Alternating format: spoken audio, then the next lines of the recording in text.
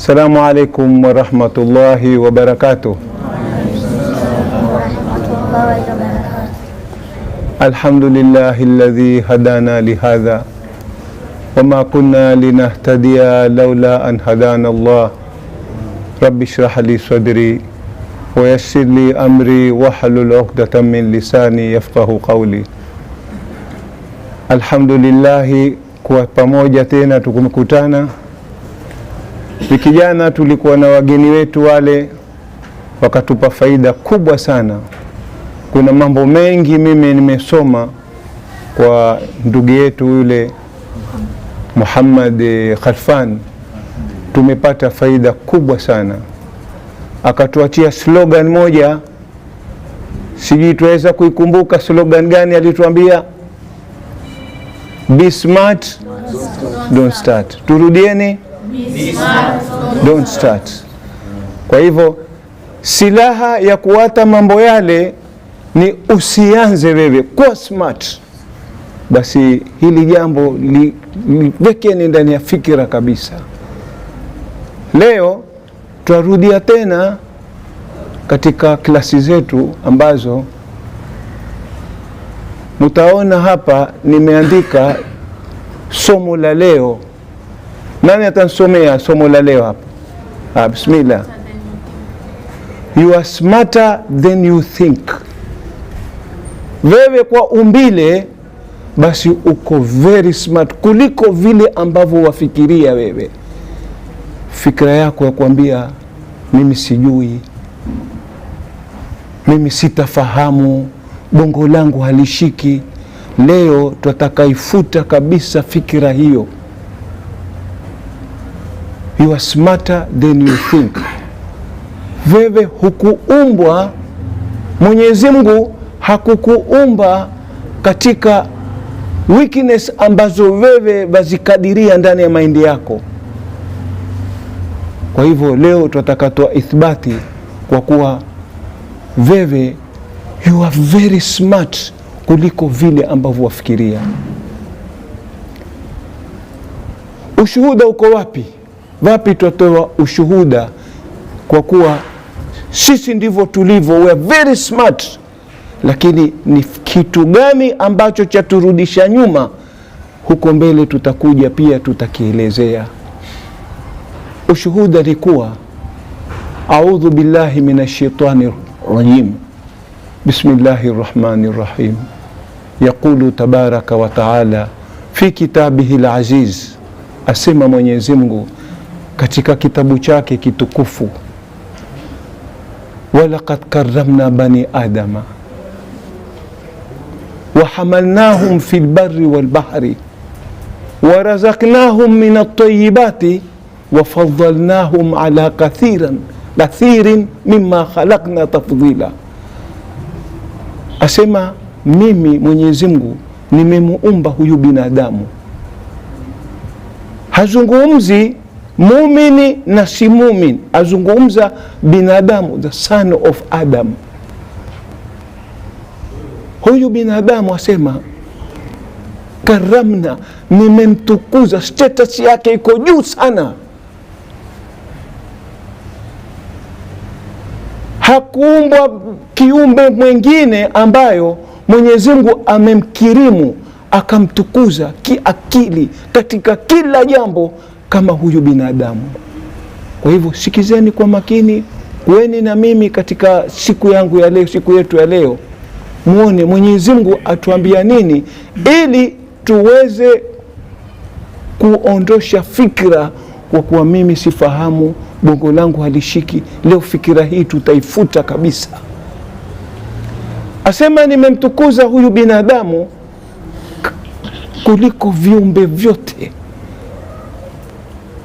Karamna bani adama wa hamalnahum fil barri wal bahri, tukampa uwezo huyu binadamu atembea katika bara na bahari. Ana vitu anatengeza huyu binadamu vya kiajabu kabisa, atembea. Tumemjalia fikira yake, bongo lake, awe atafanya mambo, ata invent vitu atatembea katika hilo ardhi na atatembea katika hii bahari. Katika ardhi mwanadamu atatengeza ndege, chombo ambacho kitapakia watu mpaka watu wangapi waweza kuchukua nani pasi, watu 500 waweza kuingia ndani ya ndege, halafu kungagia na mizigo, halafu kungagia na mafuta, chombo kikakaa juu ya anga. Vyombo vingine vya ndege vikaweza kupakia mpaka malori, matrucks ya kivita. Huyu binadamu huyu, halafu kikenda kikakaa juu ya anga. Ukiwa juu ya ndege wewe hata hujui kama uko juu au uko chini. Bwana limetulia kabisa. Huyu ndio binadamu nilomkirimu mimi. Halafu kwenye ardhi atengeza vyombo vingine, treni atembea nayo. Vitu vya ajabu siku hizi, treni zapita mpaka ndani ya maji. Dubai zimeanzishwa hizo. Mambo ya kiajabu kabisa. Akili ya kubuni, akili ya kuinvent, huyu binadamu. Halafu kuna vitu vitembeavyo, vyombo ndani ya maji, vyombo vikubwa ndani ya maji. Miaka 20 iliyopita nilipelekwa kwenye meli moja mimi, nikenda nikatembezwa kwenye ile meli. Meli yenyewe imepakia magari 5,000. Sijui leo itakuwa kuna chombo cha pakia zaidi ya magari mangapi, 5,000 cars. Halafu humo ndani huwezi kudhania wewe uko ndani ya meli. Chuma kimepakia uzito wote, chuma wenyewe chaolea. Halafu kuingia malori ndani, utasema kama watembea kijiji kizima cha Mombasa hichi ndani. Huyu ndio binadamu tulomkirimu sisi. Chuma kipimwe mpaka kikae kwenye maji, mpaka kiolee chuma. Huyu, hivi ndivyo tulivyomkirimu huyu binadamu. Halafu tukamjalia huyu binadamu tofauti na wanyama. Katika vyakula tukampa riski ambapo viumbe vingine havikujaliwa kupawa riski sampuli apawayo binadamu. Leo simba akiua ndovu, yule ndovu kumbuka aoga kwenye tope. Simba hajui kama yule ana tope, atakula ngozi yake, ale na tope, ale na kila kitu. Binadamu hakuumbwa hivyo kabisa, mpaka asafishe chakula chake, apike, kiive, akitie bizari, akitie kila kitu. Huyu ndivyo binadamu Mwenyezi Mungu alivyomkirimu.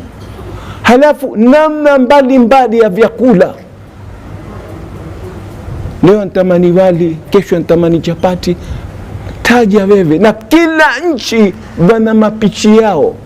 Ukenda Italy wana mapishi yao, ukenda Somalia wana mapishi yao, ukija Mombasa tuna mapishi yetu. Huyu ndivyo binadamu alivyomkirimu Mwenyezi Mungu. Hatukui kula akatukua shambani akatafuna kala kama mbuzi. Hivi ndivyo tulivyomkirimu binadamu.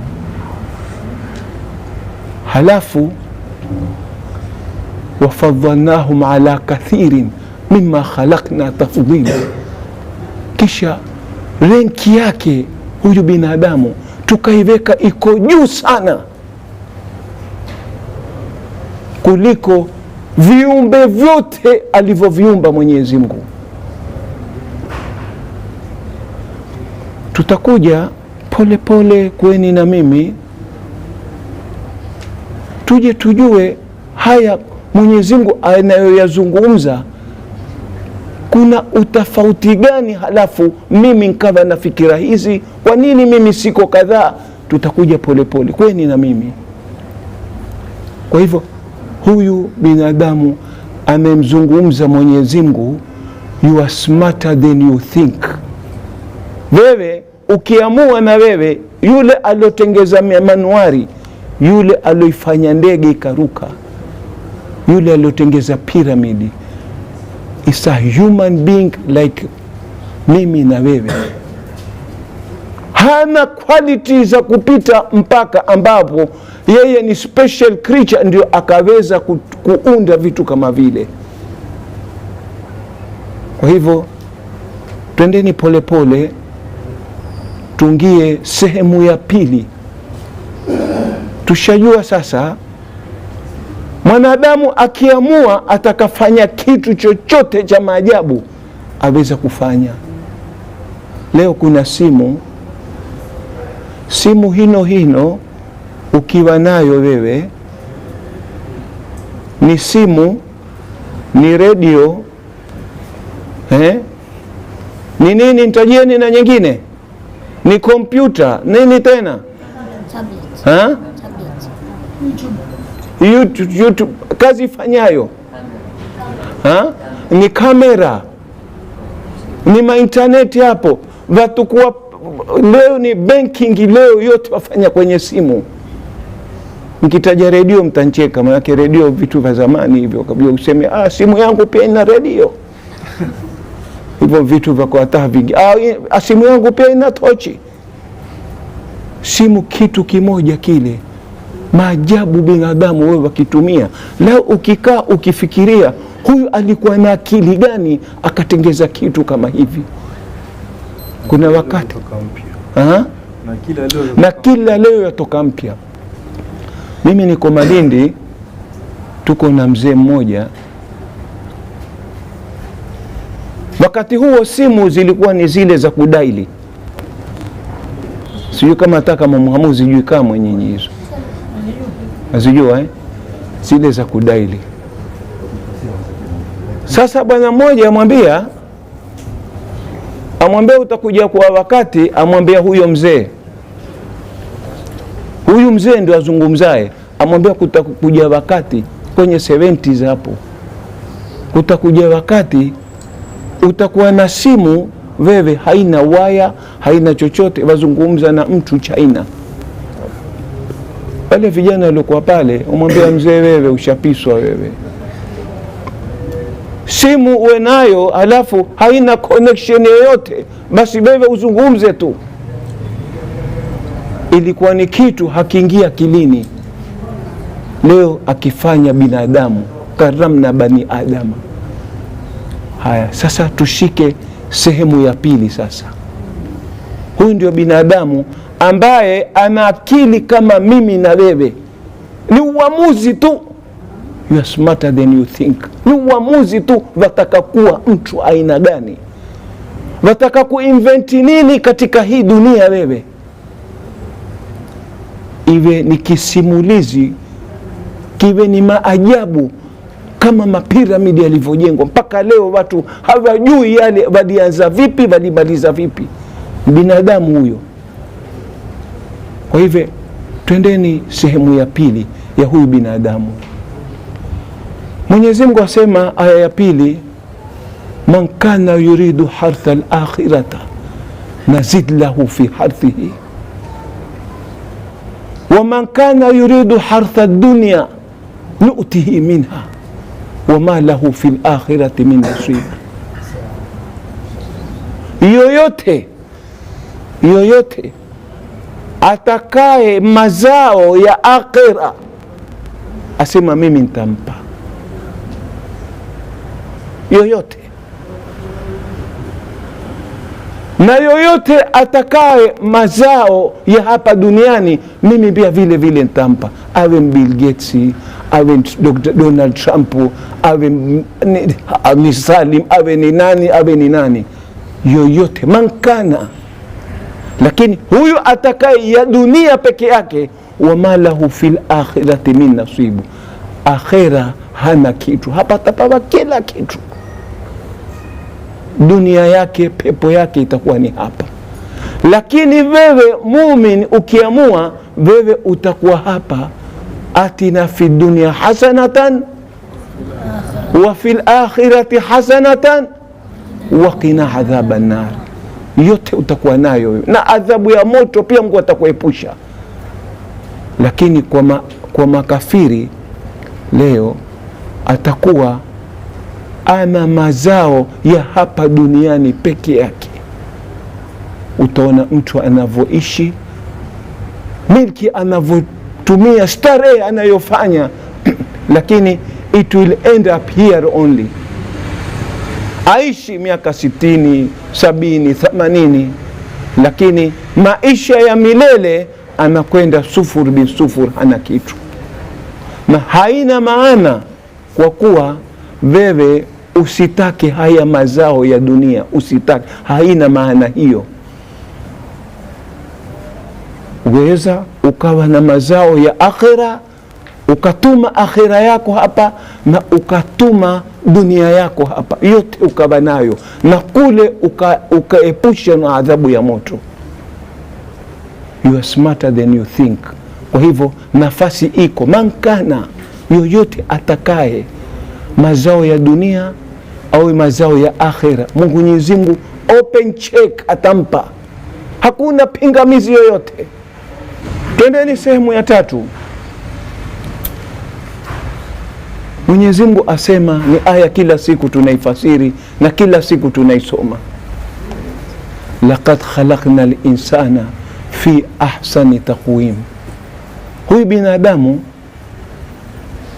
mimi nimemuumba in the best form, ana best brain, best side. Moyo wake umetengezwa, Mwenyezi Mungu ameucreate. Ukienda mbio wapiga tofauti, ukitulia wapiga tofauti, ukilala tofauti, best form. Mwenyezi Mungu amemtengeza, amemuumba. Brain yako so sharp. Sasa hivi mimi naweza kufikiria kitu ambacho miaka 50 nyuma ikaja video, sasa hivi nikaona 50 years ago kumpitika nini hapa msikitini, mimi naweza kukumbuka na rewind tu pap, naona kitu miaka 50 nyuma. Subhanallah, naona nilikuwa nikifanya nini hapa msikitini mimi. Video ya msikiti Mandri 1970 imetoka ile video juzi, miaka 70. Hata wale wote naweza kusema 80% hawako, washakwenda mbele ya haki. Sasa ile video wewe waitizama, lakini hino mind ilivyokuwa kitu cha ajabu. Wafikiria wewe kitu utakachokileta, memory yako kidaleta kile, unaona mbele yako screen, unaitizama hapo. Huyu ndio binadamu alivyoumbwa, ahsani taqwim. Mwenyezi Mungu amemuumba in the best form. Sasa halafu huyu binadamu huenda akafanya mambo yeye, laqad khalaqna al-insana fi ahsani taqwim thumma radadnahu. Atafanya mambo huyu binadamu, atakwenda kula vitu, atarudi asfala safilini, chini kuliko chini. Tangu juzi mimi nenda kiswali alfajiri, kuna kijana mmoja nikipita hapo huo mnua mikono ukashukuru Mungu, amekula vitu, yuko hapo barabarani usiku kucha zungumza, hajui baridi, hajui chochote. Chooni hapo hapo ndani ya nguo zake, au kota vijiwe azungumza mpaka usubuhi, wenda msikitini, ukirudi achoke, alali, akiamka nashindwa atayuwala wapi huyo mtu.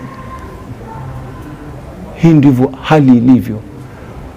Ukiipa nafasi fahamu yako, ukaifidi a good information, ukaifidi ilmu, basi hapo ahsani taqwim, wewe utakuwa umejitukuza.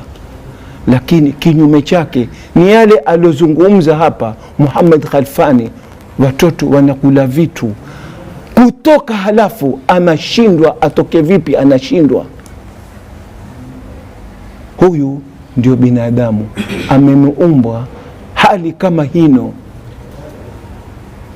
Halafu binadamu huyu Mwenyezi Mungu amwambia, wa atakum min kulli ma sa'altumuhu, mimi nitakupa kila ambacho wewe wakitaka, mimi nitakupatia wewe.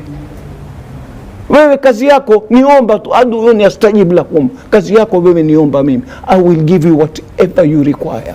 Kila ambacho wewe wataka mimi nitakupatia. Sasa huyu ndio binadamu ambapo mimi namzungumza. Mimi na wewe, you are smarter than you think. Ni wewe, uamuzi wewe wako wewe, vile ambavyo wewe wafikiria basi ni kinyume na alivyokukusudia Mwenyezi Mungu wewe uwe vipi. Ye alivyokukusudia ni haya maajabu ambayo mimi nimeyataja, na hakumzungumza muumini, Islamu au na non muslim, hakuzungumza hivyo. Ni wewe uamuzi wako, ukiwa umeamua wataka kuwa mtu aina gani, open check, Mwenyezi Mungu atakupa vile ambavyo wataka wewe. Sasa a big question mark yaja, tatizo liko wapi? Tatizo liko mahali gani? Mimi hayo nishayajua, lakini where is the problem? Tatizo liko mahali gani? Sehemu gani ndio mimi nataka kuwa hivyo alivyozungumza Mwenyezi Mungu? Mimi nataka kuwa katika in that state, nitengeze vitu, nifanye mambo, ni create mambo ambapo mpaka dunia nzima iwe itashtuka. Mimi nataka niwe hivyo. Sasa mbona fikira yangu ndio ambayo mimi inaniangusha? Mbona mimi nafikiria kadhaa? Mbona mimi naona siko katika grupu hiyo? Sasa hapa swali ndio inakuja, na vile vile swali yaja na jawabu yake pia yafuata. Kwa hivyo kuweni kwa makini tena, tuangalie haya yote Mwenyezi Mungu ashatutajia. What is next? Ushatuambia, ushatuelezea. Where is the problem? Narudia tena, you are smarter than you think. Halafu asema nini? Thoughts are things. Kile ambacho wewe wafikiria, ujue kuna kitu kitakuwa katika fikira zile. Whatever goes into your mind, kitu chochote chatembea ndani ya fikira yako, don't take it lightly. Kuna kitu kitakuja kifanyike katika hiyo fikira. Kuna ithibati yoyote au kuna kitu chochote twaweza kuprove kama mimi nikifikiri kitu halafu hicho kitu kitakuja kiwe? Manake thoughts are things. Usiseme mimi nafikiri tu, something will come up through your thinking. Mwenyezi Mungu azungumza kwenye hadithi al-Qudsi, ana inda dhanni abdi bi, mimi niko ndani ya dhana ya mja wangu.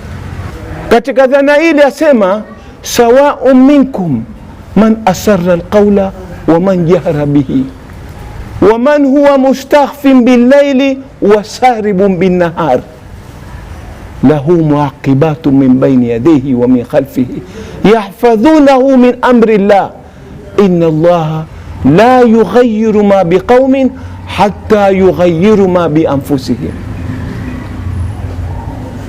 Thoughts are things. Sasa tuieleza, asema Mwenyezi Mungu sawa'un minkum man asarra alqawla wa man jahara bihi, ni sawa sawa kwa Mwenyezi Mungu ikiwa utazungumza kwa nguvu au utayafita ndani ya moyo wako. Sawa sawa tu, it doesn't make any difference. Mimi nina kitu ndani ya moyo wangu nakifikiria, sitaki kusema, kwa Mungu sawa sawa. Nikisema, nisipokisema, it doesn't make any difference kwake. Akijua yeye, ya'lamu kha'inatal a'yuni wa ma tukhfi sudur. Halafu asema sawa'un minkum man asara alqawl wa man huwa mustakhfin bil-layli wa saribun bin-nahari. Ni sawa sawa pia kuwa wewe uje ufanye mambo yako ndani ya kiza, unjifita kwake, it doesn't make any difference. Na ufanye ngomeni mtana wazi, kwake ni sawa sawa. Hakuna kwake ati hapa pana kiza sasa Mwenyezi Mungu haoni. Tunataka kuja kwenye point. Thoughts are things. Lahu muakibatu min baini yadayhi wa min khalfi, una malaika wawili watembea nao uliani kwako na kushotoni kwako. Yahfadhunahu min amri llah, kila unalolifanya wewe Mwenyezi Mungu aliandika lile. Hakuna kitu chafanyika ambacho Mwenyezi Mungu atakuja shtuka, sikulijua kama mimi, kumbe atakuja kwa hivi huyu. Hakuna kitu chafitika kwa Mwenyezi Mungu. Yahfadhunahu min baini wa, halafu asema inna Allaha, hakika Mwenyezi Mungu la yughayyiru ma biqaumin, hatabadilisha mambo yako hata yughayyiru ma bi anfusihim, mpaka ndani ya fikra yako ubadilishe mawazo yako. Mwenyezi Mungu hapo atabadilisha yako wewe yote. Thoughts are things. Fikra ambayo wewe uko nayo, iwe nzuri iwe mbaya, ujue something will come up. Kwa kauli ya Mwenyezi Mungu hatabadilisha mambo yako mpaka wewe ubadilishe mambo yako ndani wewe. Una kitu gani? Fikra yatembea kwako, whether it's positive au iko negative, something will come up, itakuja itokezee. Sasa katika hizi fikra Mwenyezi Mungu anavyozizungumza, kwa kuwa kuna kitu mimi niko ndani ya dhana ya mja wangu. What is going on in your mind? Ujue hicho kitu kitakuja kitokeze. Sasa tutaanza kusoma hapa, tutaanza kueleza what are thoughts. Asema we build our future thought by thought. Wewe hivi sasa waanza kuijenga future yako. Hakuna kitu kitatokezea coincidence ati kimkuwa tu, isipokuwa ulianza kukipanga ndani ya fikira yako. Mimi nataka kuwa daktari, waanza kupanga. Ukianza kupanga, kile kitu kinaanza kumanifest, kinaanza kujipanga nayo mbinguni. Hiyo ni siri ya Mwenyezi Mungu. We build our future. Future yako wataka kuwa nani? Anza kutagua. Ndio mara nyingi mzazi humuuliza mtoto, unataka career gani wewe? It needs preparation. Mimi nataka medicine, me I want to be a pilot, me I want to be an engineer. Waanza kutagua. We build our future thought by thought. Leo nitakafanya hichi ndio niwe hivi. Leo nataka songea mahali gani mimi? Hakuna kitu kupawa bure, hakuna. Huyu basi kuwa daktari ati anjaliwa huyu kuwa daktari. Fikira ile ni zamani sisi tukizungumza hivyo. Yule antaka kuwa daktari. Mfanyi biashara antaka kuwa mfanyi biashara. Saa zote fikira yake angalia, mimi nitauza wapi, nitanunua wapi, nafanya nini mimi, sina pesa, nitafanya kitu gani? Build our future. We build our, asema nini? We build our thought by thought. Kila saa fikiria wataka kuwa nani. Sasa hapa ndipo ule uweza wa Mwenyezi Mungu tulouzungumza kutoka mwanzo. Hapa sasa ndio uta-apply. Mwenyezi Mungu uko ndani ya fikra yako na atakutimizia. Wataku min kulli ma sa'altumuhu. Wapita fikra gani ndani ya maende yako? Wasema you are a failure, mimi siwezi tena, mimi nitashindwa, mtihani huu nitafeli. Mambo yanaanza kujipanga mbinguni. Si maneno nazungumza mimi, na ithibati na watajia za aya za Mwenyezi Mungu pia. Mambo yanaanza kujipanga. Kila ambalo wewe waona hutaliweza, atasongea rafiki ambaye wakukuvunda moyo. Utaona wewe ukiamka ukishika kitabu ndamia, kwa sababu kuna uamuzi ndani wewe, ushaamua you want to fail. Sikuwa ati huna uamuzi huo, ukianza kufikiria mimi hili sitaweza, somo hili ni gumu sana, kila kitu ambacho cha kufanya somo lile liwe gumu atasongea mpaka mwalimu pia. Yule mwalimu akiingia kwa klasi, wewe watamani huyu nitakaniambiwe nikifika leo klasini ashakufa. Sana ni walimu wa maths. Salama sana walimu wa maths. Yuko mmoja hakustadi kabisa, enda skuli, halafu asema leo naomba skuli ikenda nchomeka moto. Sasa wewe fikiria, fikira yake yule, skuli haitachomeka moto, moto ajichoma mwenyewe. Ashamua awe mtu gani, ashamua ndani. We build our future thought by thought, for good or ill, kwa zuri au kwa baya, yet know it not. We hujui kama wewe waona mfikira tu mimi. Ndio Bwana Mtume akatufundisha, ikifika jioni, tahasabu qabla an yuhasibu. Ikifika jioni ujiulize, leo katika fikira yangu mimi kulikuwa na negative thoughts nyingi, uwe utarecall, manake ujue hapo kuna kitu kitatokezea. Ikiwa ulikuwa very positive for the day, itie tick, sema alhamdulillah.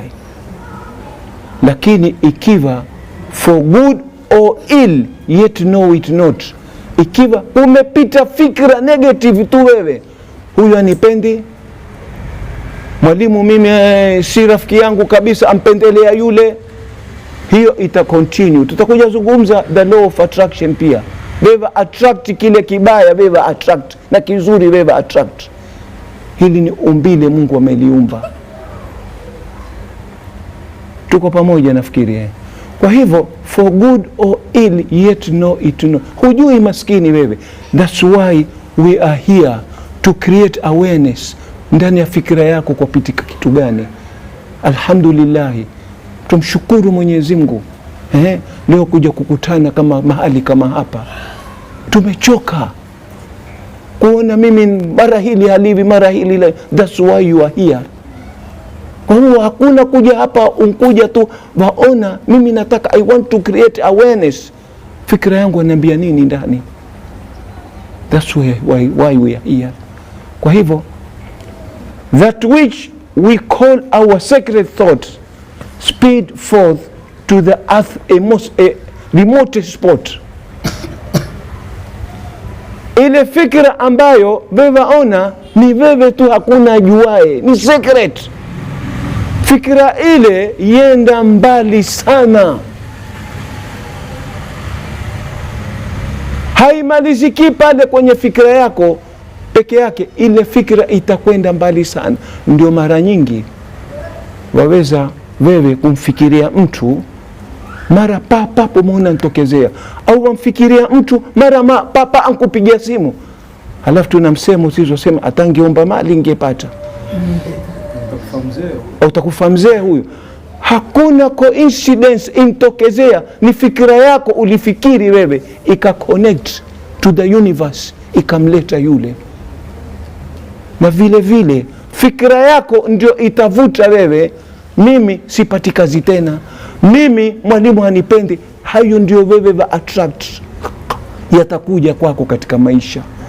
Be aware of what you think, for you will get it.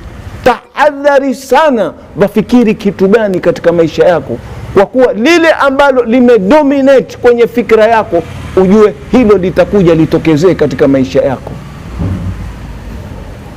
Kwa hivyo hata fikra itakwenda mbali sana, ujue lile jambo litakuja litokezee. Halafu asema living its blessing or it was like tracks behind as it goes. Lile ambalo ushalifikiria sasa linawata tracks, zinawata nyayo. Lile ambalo nilifikiria wewe waona ni baya au ni zuri, kuna kitu chatendeka, zimewata tracks, nyayo mule.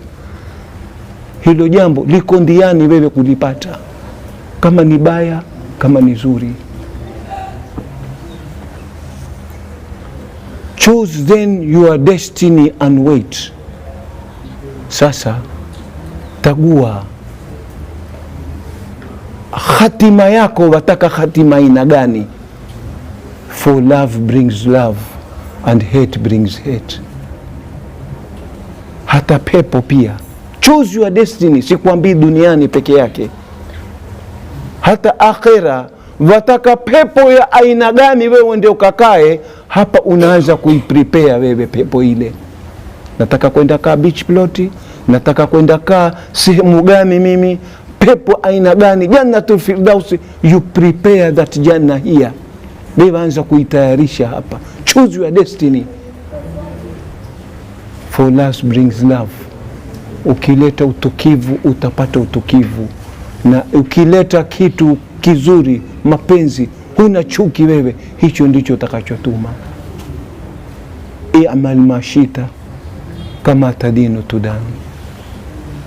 Fanya ambalo wewe walitaka, ujue kile utakachopanda ndicho utakachovuna. Sasa hino jihadi ambayo tuizungumza hapa, hino ni jihadi ya nafsi. Nani atatuelezea au atatupa ufununu katika hakika kupigana na moyo wako ni jihadi? Stephen Covey katika kitabu chake asema life battles, vita, hakika vya maisha vinakuwa vinapiganiwa ndani ya kwenye secret chamber of your soul. Vita vinaanza ndani yako. Mafanikio yote mwanzo, it begins inside yourself. Sasa tutukue kisa cha Bwana Mtume. Bwana Mtume katika vita vya Uhud walikuwa well prepared katika vita vile. Katika yale matayarisho, Bwana Mtume akaenda akatukua watu 50 sharpshooters akawaweka kwenye mlima wa Uhud. Kisa maarufu lakini kina mnasaba ya topic yetu leo. Alipowaweka wale watu pale, akawaambia mahali hapa msiondoke, kama mumeshinda, kama mumeshindwa, never leave this place. Hata mukaona munshinda namna gani au munshindwa namna gani, hapa mahali musiondoke kabisa. Vita vikapiganiwa, Waislamu wakaanza kushinda, ushindi mkubwa kabisa. Wale wako juu mlima kule wanatizama what is happening huku, wakaona vita tushashinda sisi. Wengine wao wakazungumza, waambiana tushukeni sasa, Waislamu sisi tushashinda. Wengine wakamwambia msikhalifu oda ya Bwana Mtume hapa, antuambia nini sisi, mukishinda mukishindwa hapa musiondoke. Wao hawakusikia, they didn't heed that message. Wakashuka wote. Waliposhuka, Khalid bin Walid alikuwa, he was watching that event. Ni mtu alikuwa hodari katika vita. Hata baada ya kusilimu, Khalid bin Walid alikuwa akitabuliwa yeye katika kila vita, akifanywa yeye ndio amir jeshi. Mpaka Saidina Umari safari moja akasema, safari hii mwamtaka Khalid bin Walid aongoze katika vita, mimi sitaki Khalid bin Walid ende kwenye vita hivi. Kwa sababu ya nini? Akasema mushakuza itikadi, mkenda na Khalid bin Walid mimi mtashinda. Nataka museme sisi tukiwa na Mwenyezi Mungu tutashinda. Alifika that stage Khalid bin Walid. Khalid bin Walid alipowaona wale washaondoka, akawazingira Waislamu.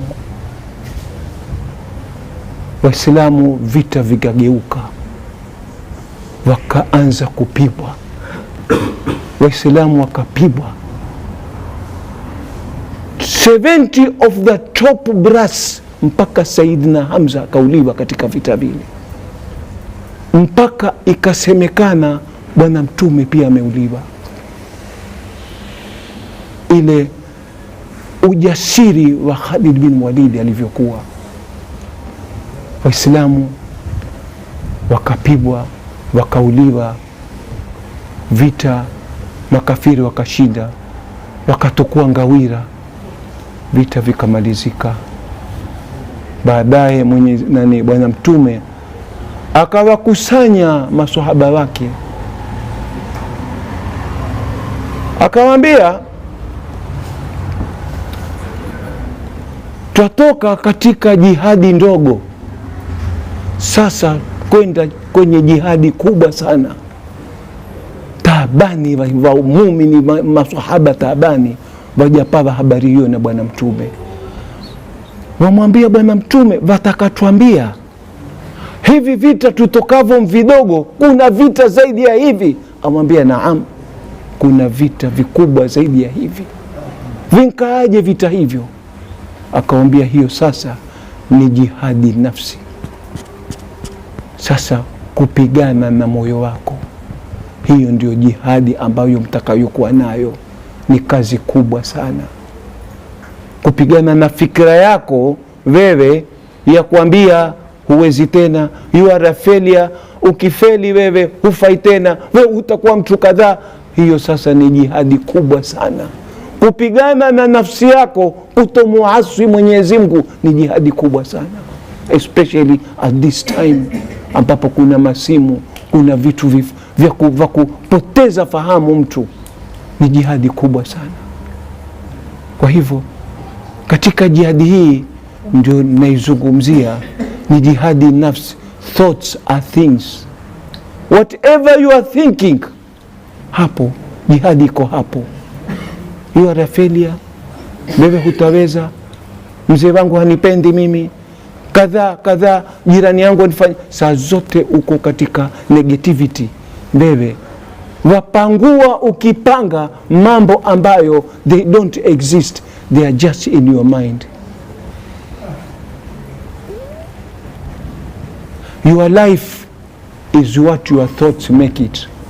Maisha yako yote wewe yatatengenea hapa ukishakuwa fikra yako imetulia, wewe uko very positive, you are looking forward to life, you are looking forward to education, you are looking forward towards everything. Hapo ndio wewe utafaulu katika maisha yako, through your thinking. Martin Luther King kila siku ana koti yake, asema whether you think you can or think you can't, either way you are right.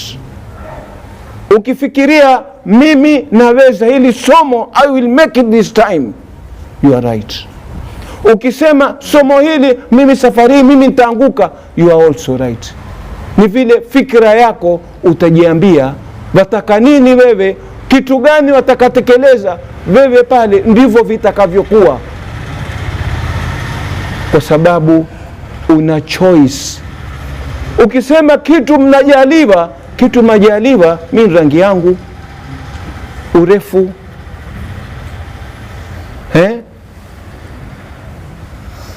nikiwete, kitu kujaliwa. Lakini watagua ima shakiran ima kafura, watagua wataka nini wewe. This is the awareness I want to bring kwa nyinyi vijana. Uwe careful what is going on in your mind. Hapa jihadi iko hapa. Ndipo pale tena akili kuambiapo wewe sasa wewe una stress wewe, yale aliyozungumza Muhammad Khalfan, twende nikakushtue. Huyo hakushtui, huyo hakuzika huyo. Your life is what your thoughts make it. Change your thoughts, you change everything. Kila kitu chako kitabadilika utakapogeuza what is going on here. Open check Mwenyezi Mungu amekupa. Wataku mikuli masaltumuhu, kila utakacho mimi nitakupa, lakini in what state, uko katika state gani, wewe ndio upawe. Dhana yako wewe uko vipi? Hata kwa Mwenyezi Mungu, udu Allah wa antum muqinuna bil ijaba, wamuomba Mwenyezi Mungu una hakika wewe utapawa kweli. Hata kwa Mwenyezi Mungu uko 50-50, atanipa au hanipi, it won't happen. Mwenyezi Mungu hatakishaka. Thought yako pia, whatever you are going, wewe wakitaka kile kitu, uwe na hakika kile kitu utakipata. Rest be assured. Siku nyingine nilizungumzia attitude mimi hapa. Attitude is here. Thinking yako. Ninyi mmesoma kila siku, naambia mwenye form 4 au soma leo, angalieni watu kama Wasomali wamekuja hapa. Nenda watizame attitude yake, thinking yao. Ajua hapa mimi shakuja ishatajirika. Hataki vingine kabisa. Yuko mmoja, sitaki taja hoteli yake, sahibu yangu mmoja anambia, anjenga hoteli pale bondeni pale. Mwenzake amwambia, somebody businessman amwambia, hapa hoteli hii nani atakayekuja hapa? Amwambia basi ndio itakuwa the leading hotel hapa, watu wote watakuwa kija hoteli hii. Mimi si bahatishi mambo ya Kiswahili kusema natia mkono kizani.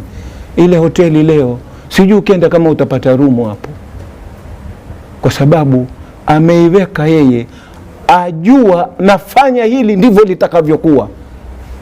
Mimi nasoma, mimi na study, mimi nitapasi, kifeli mimi kuna ndia Mungu anionyesha a better way to do. When you fail, pick up something, is showing you a better way. Kwa hivyo mambo yote ni hapa. Change your thoughts, badilisha fikra yako, you change everything. Kuna kisa kimoja, kuna kijana ndani ya klasi. Huyu kijana mwalimu alikuja akamgundua. Alipomgundua yule mwalimu, ana fikra yule kijana kwa kuwa mistaweza, fikra yangu mimi kwetu hakuna alosoma, ushafahamu, mwalimu anipendi. He has a lot of negativity ndani ya mind yake. Mwalimu alipomgundua yule, hakufanya kitu. Siku hiyo akaja na vibofu, balloons hizi, kisema vibofu mwavijua. Akampa kila mtoto, klasi ya watoto 40, kila mmoja akampa kibofu chake. Akamwambia kila mmoja kivivia hichi kibofu.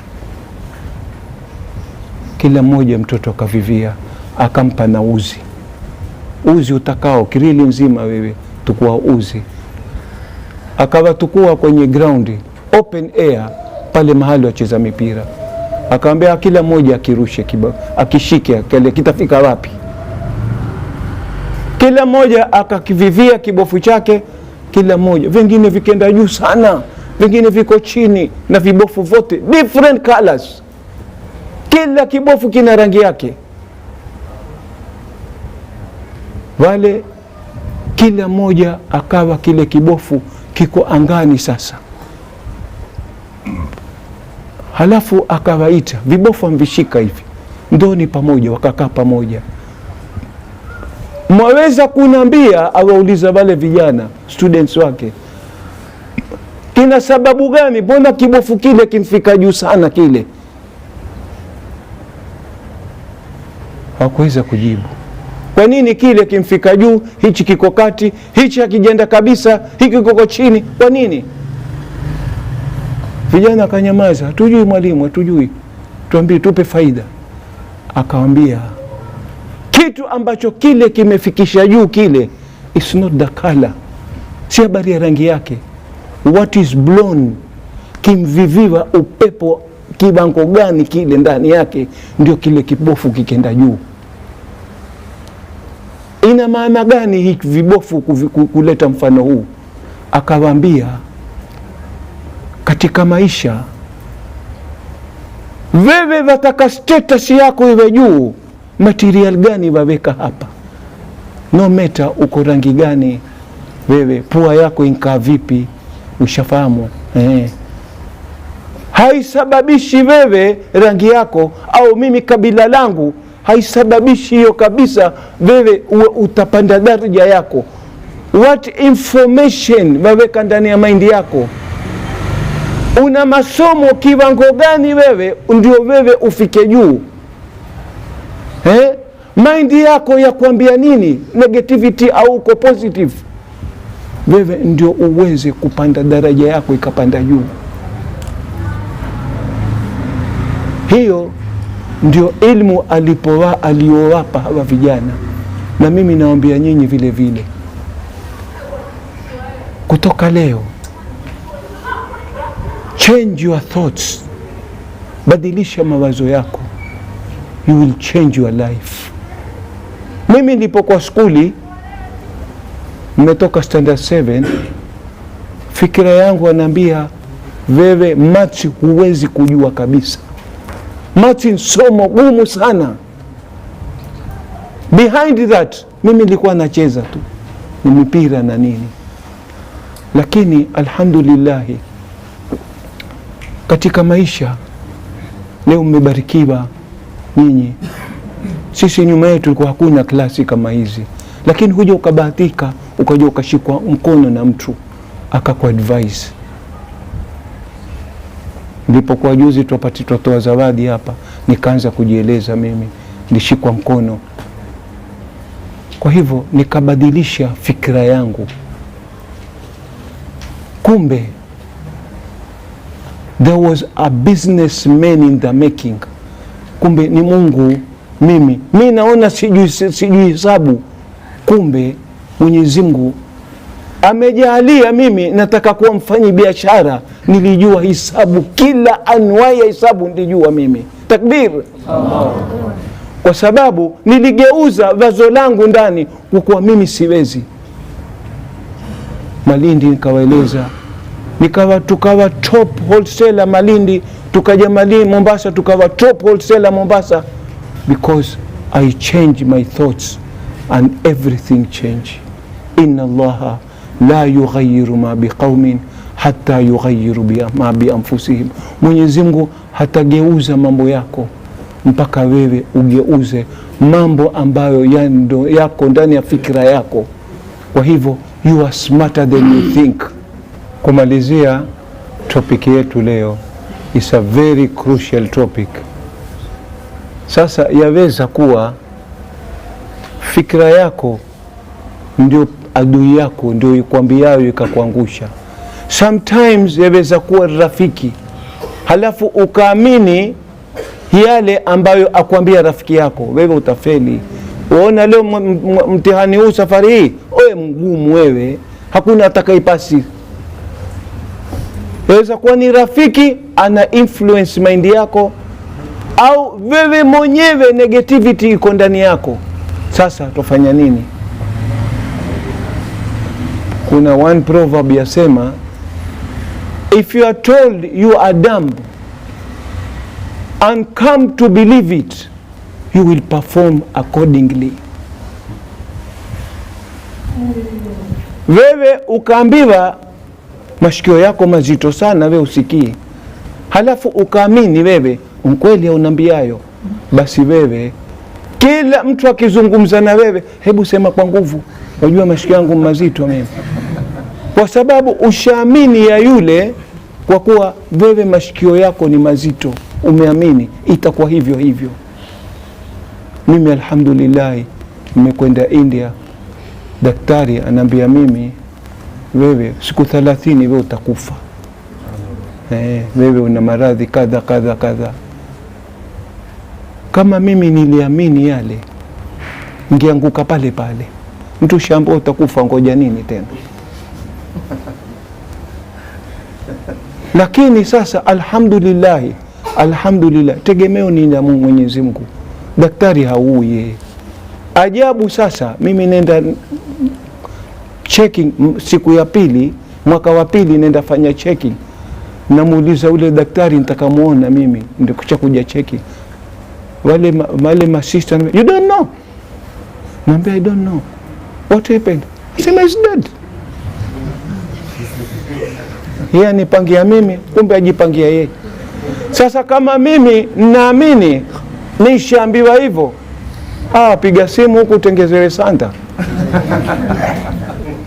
Sio, itakuwa ni hayo tu. Kwa hivyo don't believe mtu akwambia wewe utakuwa kadhaa, wewe bongo lako halishiki. Don't believe somebody's opinion.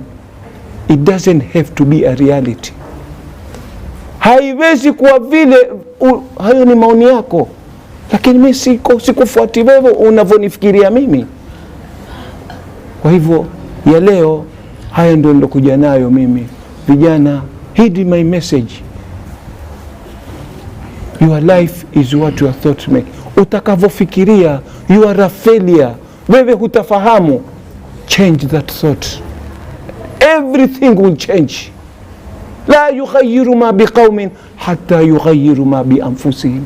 Mpaka ugeuze yaliyomo ndani ya fikra yako, kila kitu chako kitageuka. Kwa hivyo leo nitakomea hapa, nafasi hakuna. Pengine mtu atakuwa na swali. Let us be very free. Lile mtu ambalo lamsumbua pengine litampa mwenzake faida. Msimame mtu aulize, mimi kadhaa au hili kadhaa. Hii nafasi mimi natoa. Kwa hivyo vijana, don't feel shy. Kile kitu ambacho wewe cha kusumbua tujaribu kukitatua hapa.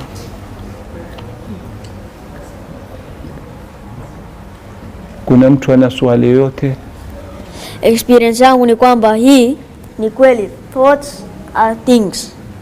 Mimi nilikuwa nikipata 60 maths, kafikiria thoughts yangu kaniambia maths utapasi, utapiga 190 ndo maximum limit, haushuki. Wallahi next class 3 nilivua kweli. Haya class 2 hivyo hivyo. Unapata ngapi maksi zako hiyo ulipokuwa kweli? 100 to 90. Mashaallah. Takbir. Alafu pia pale ilikuwa na moja positive na nyingine negative. Negative ni kwamba nafikiri nitakuwa sina mbio kukimbia, na ikawa kweli. Sasa hii ilikuwa ni number 1 kwa klasi, sasa hii number 6 kwa klasi kwa kukimbia. Sasa hii thoughts zangu nitakuwa number 1 tena, ndo yaanza kwa kweli. Takbir. Ndio mwingine aeleze experience yake. Haya, nani mwingine atakuja eleze experience yake tupate faida kidogo?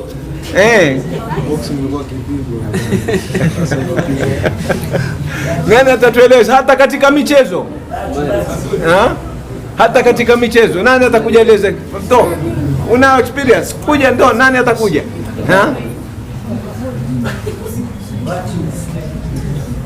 Hai. Sasa kama hakuna Saadi nakupa nafasi. Add up something. Jamal, ongezea kitu tumalize klasi. Halafu tutaka Jamal pita adhan. Mimi nataka kuchangia neno moja tu. Mtume sallallahu alaihi wasallam asema unsur akhaka in kana mudhliman au madhluman. Mnusuru ndugu yako ikiwa amedhulumu ama amedhulumiwa. Sasa mtu anadhulumu, vipi utamnusuru? Ikiwa mtu anadhulumu au anafanya mambo mabaya, unajaribu kumwambia ya sawa kwamba hili si sawa, usifanye, ndio kumnusuru yeye kutofanya yale mabaya. Na ikiwa hakudhulumu, unazidi kumweleza ili azidi kufanya mema. Manake siku hizi tuna marafiki sote, sio? Na tujaribu kila saa tukikaa sisi maskani zetu tuwe ni watu wa kunusuriana. Manake kuna wengine wewe wamwona mwenzako amepotea, lakini kumsema mbele za watu kama yeye hayuko haiwezi kumnusuru yeye. Kwa hivyo ni umwite, umweleze, ndugu, bro, wajua wajisahau sasa. Angalia siku hizi umeanza sigara, sasa mongoka, sasa bangi, unapokwenda sipo. Ni umnusuru yule. Mwingine atakwambia leo twende tukakabe simu, ndio ni starehe utakuwa nayo, lakini kumnusuru yule, kumleta katika klasi kama hizi pia ni kumnusuru. Manake usipomweleza yale ambao wanaoyafanya yeye ambao sio ya sawa, itampelekea yeye mahali pabaya. Miwa kila siku nawaambia vijana wa boxing, ukufanya boxing wewe kwa sababu ya kwenda kuonesha wenzako unyonge. Tumia ile boxing kwa sababu ya kunusuru wenzako. Mahali pa dhulma umeona ndio usikubali, lakini ogopa kuwa wewe wajua alafu mpige mwenzako kwa kumdhulumu, basi amini Rabbi itakurudia ile kinamna yoyote. Sasa tujaribu kila tukikaa maskani tunusiriane. Self defense si kujikinga peke yake na kupigana ngumi. Self defense pia ni kukaa mbali kila sehemu mbaya ambayo itaharibu maisha yako.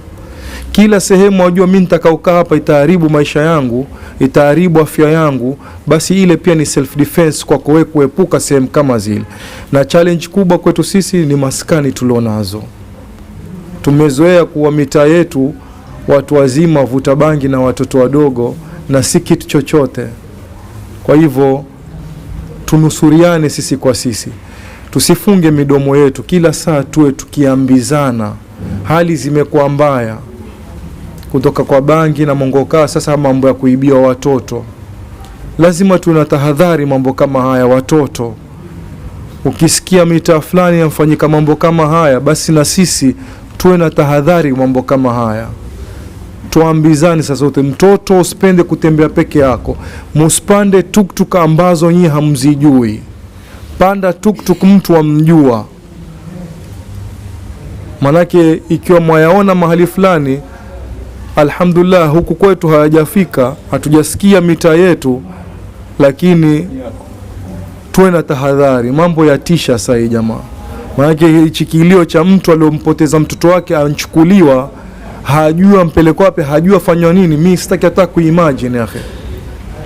Juzi tu jana mimi namtafuta mtoto wangu tunde naye mazoezi, nazunguka mtaa mzima. Baadaye nikaja nikamwona huyu ninaletewa, subhanallah. Ani nilimchapa mpaka akaona balaa. Kwa hivyo tuchukue tahadhari jamaa sote inshallah. Haya, sina la kuongezea isipokuwa klasi yetu hizi siku zijazo ni siku tukufu za kufunga. Kwa hivyo tukimaliza kufunga tutakuwa hatuna siku za karibu kuanzisha klasi yetu tena, isipokuwa tutaifungua tarehe 30 ya mwezi huu. 30th July ndio tutaresume kwenye hizi klasi. Kwa hivyo rabbana taqabbal minna innaka antas samiun alim wa tub alaina innaka antat tawwabur rahim. Allahumma ya muallima Ibrahim allimna wa ya mufahima Sulaimana fahimna birahmatika ya arhamar rahimin. Wa sallallahu ala sayyidina Muhammadin wa ala alihi wa sahbihi wa sallam walhamdulillahi rabbil alamin.